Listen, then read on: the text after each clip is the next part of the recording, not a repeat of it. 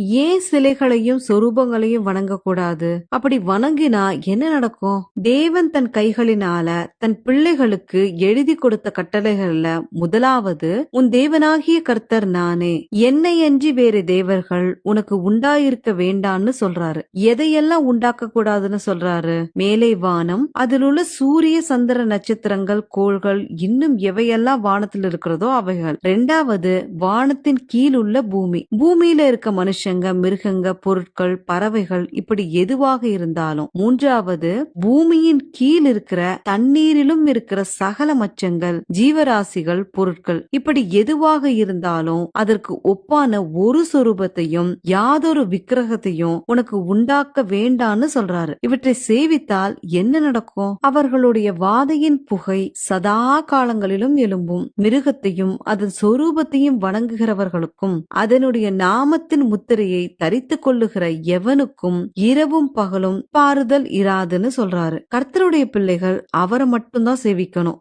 அவருக்கு கொடுக்க வேண்டிய கனத்தையும் மகிமையும் வேற எதுக்கும் கொடுக்க கூடாதுன்றதுல ரொம்ப கவனமா இருக்கணும்.